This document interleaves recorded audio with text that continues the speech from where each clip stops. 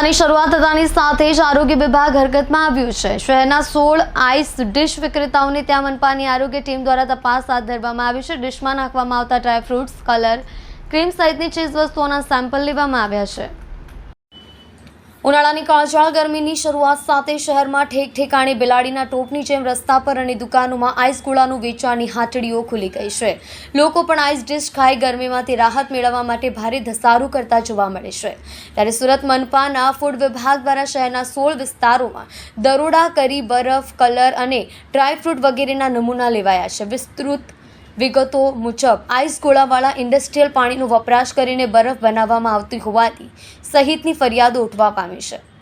ત્યારે આજે સુરત મહાનગરપાલિકાના ફૂડ સેફ્ટી વિભાગ દ્વારા સુરત શહેરના અલગ અલગ વિસ્તારોમાંથી આઈસ ગોળાની દુકાનો અને સ્ટોલ પરથી મળીને કુલ 16 સંસ્થાઓમાંથી આઈસ ગોળાના સેમ્પલો લેવામાં આવ્યા હતા। આ સાથે જ કલર તથા તેમાં વપરાતા મટીરિયલ્સના પણ સેમ્પલો લઈ તપાસ માટે મોકલી આપવામાં આવ્યા છે।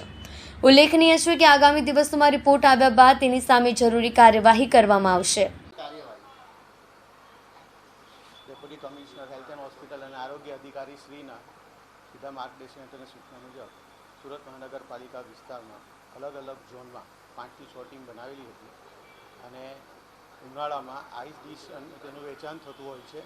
એ જગ્યાએ ફૂડ સેફ્ટી ઓફિસરો દ્વારા તપાસણી કરવામાં આવેલી તેમજ આઈસ ડીશ બનાવવા માટે વપરાતું ક્રીમ, સિરપ, ડ્રાયફ્રૂટ અને આઈસ ગોળાના અને આઈસ ડીશના નમૂના લેવામાં આવેલા હતા। તે નમૂનાઓ પૃથ્થકરણ સારું પબ્લિક હેલ્થ લેબોરેટરી સુરત મહાનગરપાલિકાને મોકલી આપવામાં આવેલા છે।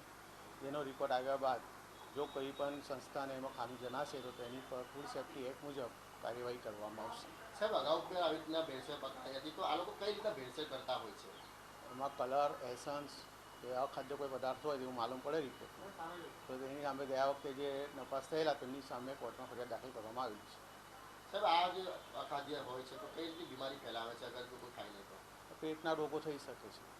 કેટલું નુકસાનકારક છે આ બધી કેમિકલો? પેટના રોગો થઈ શકે છે એનાથી।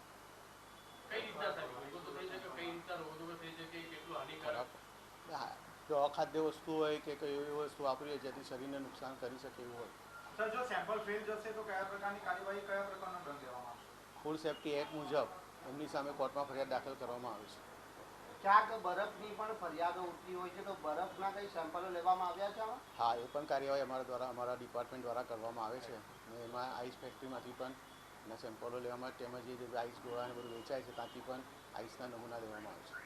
બરફમાં કઈ રીતની આમાં ગુણવત્તા કે ફૂડ સેફ્ટી એક્ટમાં જે સ્ટાન્ડર્ડ હોય છે તે પ્રમાણે એની ચકાસણી થતી હોય છે।